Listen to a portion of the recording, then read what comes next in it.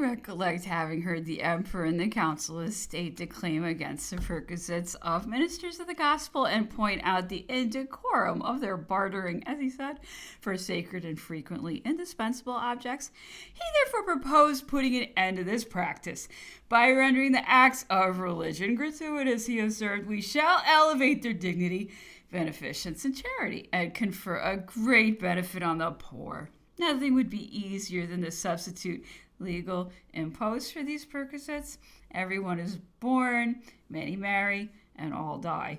And yet births, marriages, and deaths are three great subjects of religious jobbing, which in my opinion are particularly objectionable and which I would wish to abolish. Since these are matters which concern all equally, why not place them under a special impost or include them among the subjects of general taxation? This proposition came to no result. I also recollect having heard the emperor suggest that all public functionaries and men employed under government, even officers in the army, should themselves form a fund for their future pensions by a slight deduction from their annual salaries. Thus, said he, the future support of these individuals would no longer be an object of solicitation or a favor. It would be a right. The deductions made from their salaries would be thrown into a sinking fund liable to this application. It would be a certain property which they might regard as their own and upon which they might draw without opposition on retiring from the public service. It was urged in objection that there were incomes, those of military officers in particular, that would not admit of deduction. Well, replied the emperor, I will make up the deficiency. I will add whatever is necessary for the deduction. But it was asked, what end will that answer? If we have to pay the same amount, where will be the economy? Where will be the advantage? The advantage, replied the emperor, will be in the difference between certainty and uncertainty in the settled course of the treasury and the tranquility of citizens who would thus possess the guarantee. The emperor warmly defended this idea and adverted to it oftener than once. It, however, produced no result. I've already remarked that I have often known him to enter upon extempore subjects in this way, and even to comment on law projects after they were printed. The following brief quotation will afford an idea of the labors and activity of the emperor's reign. It is calculated that Napoleon's government in the space of 14 years and 5 months presents 61,139 deliberations of the Council of State on different subjects. I have often heard Napoleon repeat that he wished for the establishment of a European institution and European prizes to superintend and stimulate the learned societies of every country. He would have wished to fix throughout Europe uniformity of coins, weights, and measures, and also uniformity of legislation. Why, said he, might not my code, Napoleon, have served as the groundwork for a European code, and my imperial university have been the basis of a European university? Thus the whole population of Europe would have become one and the same family, and every man, while he traveled abroad, would still have found himself at home. Various other subjects of the above nature were canvassed at different times, but I refrained from noticing them as my memory does not enable me to enter into details. The 15th. About 3 o'clock, the emperor with whom I breakfasted this morning sent for me. He wished to take the air, and he endeavored to walk as far as the wood, but the air was too keen for him. He then called at the Grand Marshal's, and he sat for a considerable time in an armchair, apparently quite exhausted. We remarked the color of his countenance, his thinness, and his evident debility, and we were much distressed at the change observable in him. As we passed through the wood, the emperor saw the fortifications with which we are about to be surrounded, and he could not forbear smiling at these useless and absurd preparations. He remarked that the ground in our neighborhood had been entirely disfigured by the removal of the kind of turf with which it was covered, and which had been carried away for the purpose of raising banks. In fact, for the last 2 months, the governor has been incessantly digging ditches, constructing parapets, planting palisadoes. He has quite blockaded us in at Longwood, and the stable at present presents every appearance of a redoubt. We are at a loss to guess where will be the advantage equivalent to the expense and labor bestowed on these works, which by turns excite the ill humor and ridicule of the soldiers and Chinese who are employed upon them, and who now distinguish Longwood and the stable by the names of Hudson Fort and Low Fort. We are assured that Sir Hudson Lowe often starts out of his sleep to devise new measures of security. Surely, said the Emperor, this seems sometimes like madness. Why cannot the man sleep tranquilly and let us alone? Has he not sense enough to perceive that the security of our local situation here is sufficient to remove all his panic terrors? Sire, said an individual present, he cannot forget Capri, which, with 2,000 men, 30 pieces of cannon, and batteries mounted to the clouds, was taken by 1,200 Frenchmen, commanded by the brave Lamarck, who could only reach Sir Hudson Lowe by the help of a triple escalade. Well, said the Emperor, this only proves that our governor is a better jailer than a general. For some time past, I have felt seriously alarmed respecting the health of my son. The pains of which he formerly complained have been succeeded by violent palpitations, attended by fainting fits, and he is frequently obliged to rise during the night to relieve himself by walking about or assuming some particular position. Dr. O'Meara thought he evinced symptoms of aneurysm and considered him to be in a dangerous state. I requested the chief medical officer, Dr. Baxter, to hold a consultation with Dr. O'Meara. The result of the conference greatly relieved my anxiety, for my son was declared to be free from danger. During the conversations of the day, the Emperor alluded to Madame de Staël, of whom, however, he said nothing new, except mentioning some letters which had been examined by the police and which related to Madame Récamier and a Russian prince.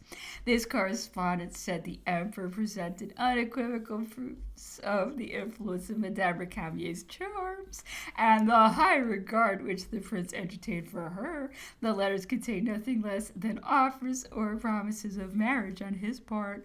The following is an explanation of this affair. The beautiful Madame Récamier, whose pure reputation stood unassailed during those stormy times in which few escaped censure, was residing with Madame de Staël, to whom she had heroically devoted herself, when one of the Prussian princes, who had been made prisoner at Eylau, and who was proceeding to Italy by Napoleon's permission, alighted at the castle of Coppet with the intention of resting only a few hours. Here, however, he was detained during the whole of the summer by the charms of Madame Récamier, who was voluntarily sharing the exile of her friend.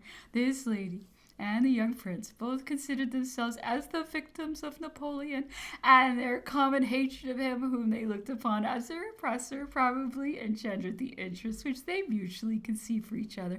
Inspired with an ardent passion, the prince, in spite of the difficulties which his exalted rank naturally suggested, conceived the idea of marrying Madame Récamier.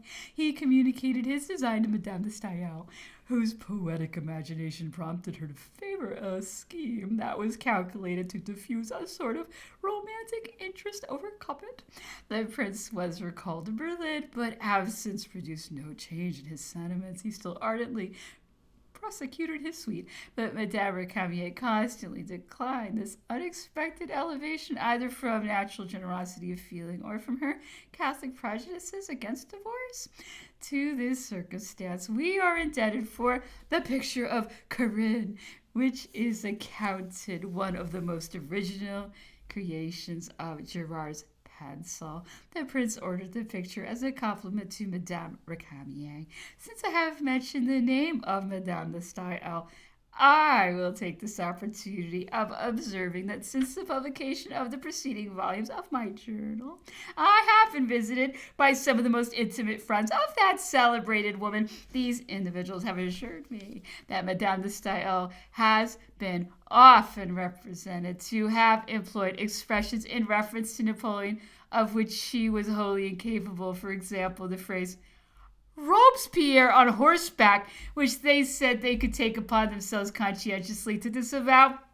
I've moreover been informed that Madame de Staël was often more favorable to Napoleon in her private conversation than in her writings, which, it must be confessed, are, in all that relates to the emperor, embittered by a spirit of malignity and resentment. One of her friends assured me that he had been very much gratified on finding it mentioned in my journal that Napoleon at St. Helena had compared Madame de Staël at once to Armida and Clorinda. I was informed that Madame de Staël, on her part, at the time of her enthusiasm for the young general of the army of Italy, had compared him at once to Scipio and Tancred, because, as she said, he combined the simple virtues of the one with the brilliant achievements of the other. After dinner, the emperor ordered his favorite Racine to be brought out, and he read to us some of the finest passages of Iphigenia, Mithridates, and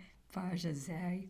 The Racine has produced chefs d'oeuvre in themselves, said he, yet he has diffused over them a perpetual air of insipidity. Love is eternally introduced with its tone of languor and its tiresome accompaniments. But these faults must not be attributed entirely to Racine, but to the manners of the age in which he wrote. Love was then, at even a later period, the whole business of life with everyone. This is always the case when society is in a state of idleness. As for us, said he, our thoughts have been cruelly turned to other subjects by the great events of the Revolution. The emperor likewise condemned the whole of the celebrated plan of campaign of Mithridates. He replied that it might be fine as a narrative, but that it was absurd as a conception. The 16th, I found the emperor amusing himself by looking over an English publication, a kind of political almanac. Alluding to the members of the English ministry who were mentioned in the work, he said to me, "Do you know any of them? What was the general opinion of them when you were in England?" "Sire," I replied, "it is so long since I left England that nearly all who are now distinguished in the ministry were then only commencing their career. At that time, none of them had come forward on the scene." The emperor, having mentioned Lord Liverpool, said, "He appears to me to be the most worthy man among them. I have heard a great deal of good about him. He seems to have some feeling of propriety and decorum. I have no objection to a man being my enemy. Everyone has his own business and his own duties to perform, but I have certainly a right to be indignant at unworthy conduct and measures." I mentioned to the emperor that when I was in England, Lord Liverpool's father, Mr. Jenkinson, who successfully became Lord Hawkesbury and Lord Liverpool, had made his political fortune. He was said to have been a very good kind of man and a private friend of George III. He was distinguished for assiduity and particularly directed his attention to diplomatic documents. The emperor next mentioned Lord Sidmouth. "I am told," said he, "that he too is a worthy man enough, but he possesses no great share of understanding. He is one of those honest blockheads who, with the utmost sincerity, concur in all sorts of mischief." "Sire," said I, "in my time, Lord Sidmouth, under the name of Mr. Addington, was a member of the House of Commons and was a man generally esteemed. He was said to be the creature of Mr. Pitt, who was understood to have appointed Addington as his successor in order to ensure to himself the means of returning to the ministry whenever he should think fit. The public were certainly greatly astonished to see Pitt succeeded by Mr. Addington, as the post was considered to be very far beyond his talents." One of the English opposition papers, alluding to Mr. Addington, quoted the remark made by a philosopher, Locke, I believe, who says that the mind of a child is a blank sheet of paper on which nature has yet written nothing. And the journal in question humorously observed that when nature wrote upon the blank sheet of the doctor, the nickname then given to Mr. Addington, it must needs be confessed, she left plenty of margin. "Well," resumed the emperor, "what do you know of that sad fellow, into whose keeping we've been delivered up, that Lord B?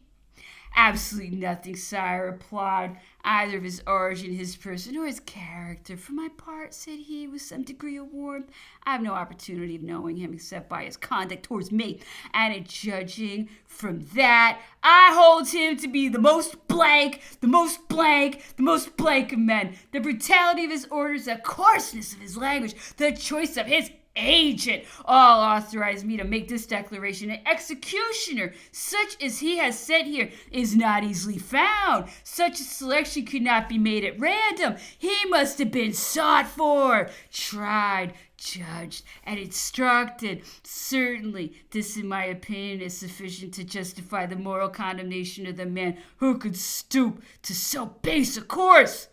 By the arm which he moves, it is easy to guess what must be his heart. I must confess that, yielding to feelings of delicacy, I had at first almost prevailed on myself to suppress or to soften down the expressions above quoted, but on the other hand, certain scruples deterred me from doing so. The shade of him who was so deeply injured is, thought I, at this moment hovering above me, and seems to say, since you make me speak, at least preserve my words. Justice asserts her rights. Men in the enjoyment of honors and powers must feel it incumbent on them to answer charges that are brought against them. Let the accused justify himself if he can. So much the better. So much better. Speaking of Lord C, the Emperor said, this man governs all the rest and rules even the prince himself by dint of imprudence and intrigue, supported by a majority of his own creating. He's always ready to contend with the utmost effrontery against reason, law, justice, and truth. No falsehood staggers him. He stops at nothing, well knowing that he can always command votes to applaud and legalize whatever he does. He has completely sacrificed his country and is daily degrading her by acting in opposition to her policy, doctrines, and interests. In short, he has entirely delivered her up to the continent. The situation in England is becoming worse and worse. Heaven knows how she will extricate herself. Lord C, continued he, is, I am informed, looked upon, even in England, as the man politically immoral. He commenced his career by an act of political apostasy, which, though common enough in his country, nevertheless always leaves an indelible stain. He entered upon public life as an advocate of the people, and he has finally become the engine of power and despotism. If all that is said of him be correct, he must be execrated by his countrymen, the Irish, whom he has betrayed, and by the English, who may justly regard him as the destroyer of their domestic liberties and of foreign interests. He has had the impudence to bring forward in Parliament as authentic facts, statements which he knew to be false, and which probably he himself fabricated, and yet on the authority of these documents, Uriah's dethronement was decided. Lord C makes it his business to belie himself daily in Parliament and in public meetings by putting into my mouth language calculated to prejudice me in the eyes of the English. Though he is well aware that he is making false assertions, this conduct is the more base, since he himself withholds from me the power of refuting him. Lord C is the pupil of Pitt, of whom he probably thinks himself the equal, though he is merely the ape of that distinguished statesman. He has incessantly pursued the plans and plots of his master against France. But even here, pertinacity and obstinacy were perhaps his only good qualities, but Pitt had grand views. With him, his country's interests took place of every consideration. He possessed talent and ingenuity, and from England he moved the lever by which he ruled and influenced the continental sovereigns at will. C, on the contrary, substituting intrigue for ingenuity and subsidies for genius, is regardless of his country's interests and has incessantly employed the credit and the influence of the continental sovereigns merely to confirm and perpetuate his own power at home. However, such is the course of things in this world that Pitt, with all his talent, constantly failed, while the incapable C has been completely successful. Oh, blindness of fortune! C has proved himself entirely the man of the continent. When master of Europe, he satisfied all the monarchs of the continent and only forgot his own country. His conduct has been so prejudicial to the national interests, so incompatible with the doctrines of his country, and altogether presents so much of the appearance of inconsistency consistency that it is difficult to conceive how so wise a people as the English can allow themselves to be governed by such a fool. He adopts legitimacy as the basis of his creed and wishes to establish it as a political dogma, while that principle would sap the very foundation of the throne of his own sovereign. Besides, he acknowledges Bernadotte in opposition to the legitimate Gustavus IV, who sacrificed himself for England, and he acknowledges the usurper Ferdinand VII to the detriment of his venerable father Charles IV. He and the Allies establish as another fundamental basis the restoration of the old order of things, the redress of what they term past injuries, injustices, and depredation. Finally, the return of political morality, yet see scrupled not to sacrifice the republics of Venice and Genoa by abandoning the former Austria and annexing the latter to Piedmont. He enriched Russia by the possession of Poland.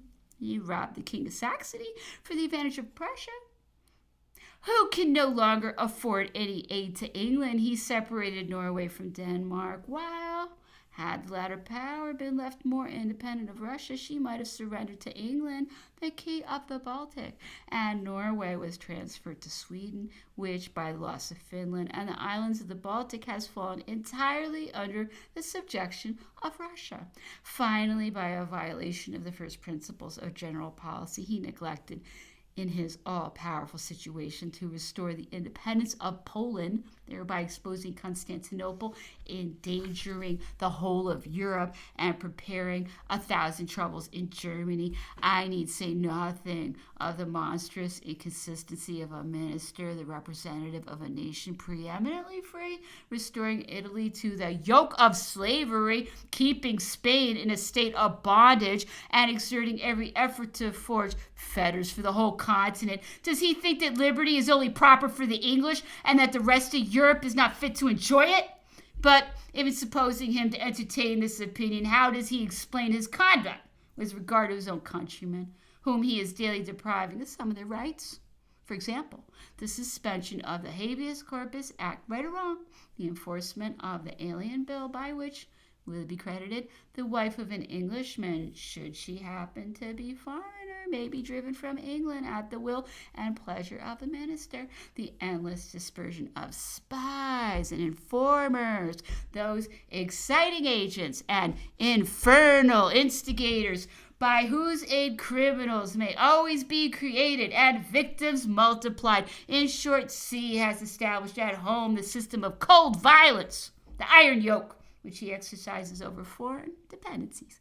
No, Lord C is not calculated to be the minister of a free people or to command the respect of foreign nations. He is the vizier of the continental sovereigns, at their instigation, training his countrymen to slavery. He is the connecting link, the connector by which English gold is dispersed over the continent and the despotic doctrines of other countries imported into England. He proves himself to be the partisan, the obsequious associate of the Holy Alliance, that mysterious alliance of which I cannot guess either the meaning or the object, which can afford neither utility nor advantage. Can it be directed against the Turks? It would then be for the English to oppose it. Can it really have been for its object the maintenance of a general peace? That is a chimera by which it is impossible. Diplomatic cabinets can be duped. With them, alliances can only be formed for the purpose of opposition or counterpoise. They cannot all be allied together. I cannot therefore comprehend this holy alliance except by regarding it as a league of sovereigns against subjects. But in this case, what has C to do with it? If it be so, ought he not one day to pay dearly for his conduct? I once had Lord C in my power, said the Emperor. He was intriguing at Châtillon when, during one of our momentary successes, my troops passed beyond the seat of Congress, which was by this means surrounded. The Prime Minister of England maintained no public character and was without the law of nations. He was aware of his embarrassing situation and manifested the utmost uneasiness at thus finding himself in my power. I intimated to him that he might set his mind at rest, as he was at perfect liberty.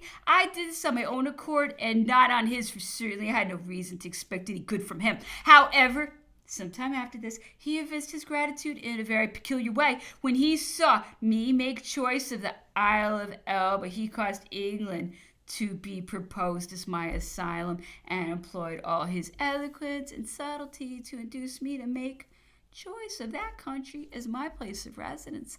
Now, however, I may justly entertain suspicion of the offers of sea, and doubtless he already meditated the horrible treatment which he is at this moment exercising towards me. It was a misfortune for England that her prime minister treated personally with the continental sovereigns. It was a violation of the spirit of the British Constitution. The English at first felt their pride flattered at seeing their representative dictate laws to Europe, but they have now abundant cause to repent, since the result has proved that, on the contrary, he only stipulated for embarrassment, degradation, and loss. It is an undoubted fact that C might have obtained all, while, on the contrary, from blindness, incapacity, or perfidy, he sacrificed everything. When seated at the banquet of monarchs, he blushed to bargain for peace like a merchant, and determined to treat liberally like a lord. Thus he gained something in point of vanity, and it may be presumed he lost nothing in point of interest. His country alone suffered, and will long continue to suffer, and the continental sovereigns are also likely to repent of having permitted their prince ministers to come into personal contact with each other. The result seems to have been that these premiers have created among themselves a sort of secondary sovereignty, which they mutually guarantee to each other, and there is good reason to suppose it is accompanied by subsidies. Furnished with the knowledge of their respective sovereigns, this business may be very easily managed. Nothing can be more simple and at the same time more ingenious.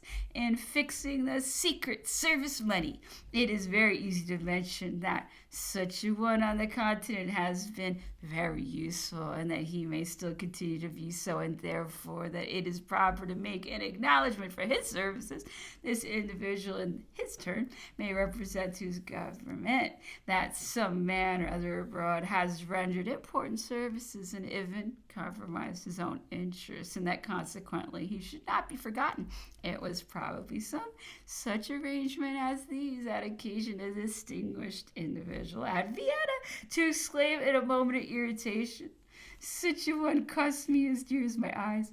Doubtless these disgraceful schemes and transactions will one day come to light. We shall then see what enormous fortunes have thus been squandered and swallowed up. They will perhaps hereafter be recorded in new letters of our own, but nothing will be unfolded, no characters will be disgraced, because contemporaries will have anticipated all." After this energetic effusion, in which, I may say, I for the first time heard Napoleon express himself with such warmth and bitterness against the individuals of whom he had personally cause to complain, he was silent for a few moments. Then, resuming, he said, "And Lord C is artful enough to support himself entirely on Lord W, whom the Emperor now found was included among the members of the English ministry. W has become his creature. Can it be possible that the modern Marlborough has linked himself in the train of a C and yoked his victories to the turpitude of a political mountebank?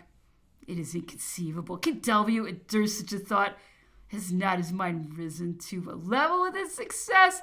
I had remarked that in general the Emperor disliked to speak of Lord W. He seemed carefully to avoid pronouncing his opinion on him, feeling no doubt the impropriety of publicly depreciating the general who had triumphed over him on the present occasion. However, he yielded without reserve to the full expression of his feelings. The consciousness of his indignities that are heaped upon him seemed at this moment to rise forcibly in his mind, though usually so calm and unresenting towards those who had done him the greatest injuries. He now evinced a degree of warmth which I had never before witnessed in him. His gestures, his features, his tone of voice were all expressive of the utmost indignation. I listened to him with astonishment.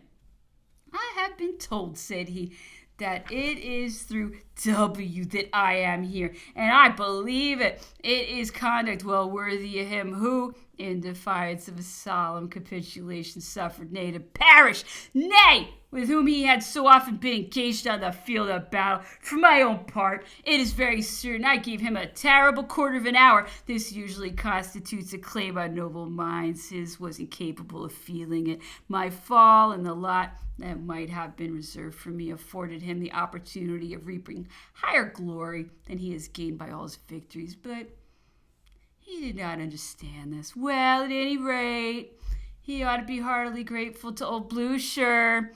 Had it not been for him, I know not where his grace might have been today, but I know that I, at least, should not have been at St. Helena. W's troops were admirable, but his plans were despicable, or I should rather say that he formed none at all. He had placed himself in a situation in which it was impossible he could form any, and by a curious chance, this very circumstance saved him. But if he could have commenced a retreat, he must infallibly have been lost. He certainly remained master of the field of battle, but was his success the result of his skill? He has reaped the fruit of a brilliant victory, but did his genius prepare for him? His glory is wholly negative. His faults were enormous. He, the European generalissimo, in whose hands so many interests were entrusted, and having before him an enemy so prompt and daring as myself, left his forces dispersed about and slumbered in a capital until he was surprised. And yet such is the power of fatality. In the course of 3 days, I 3 times saw the destiny of France and of Europe escape from my grasp.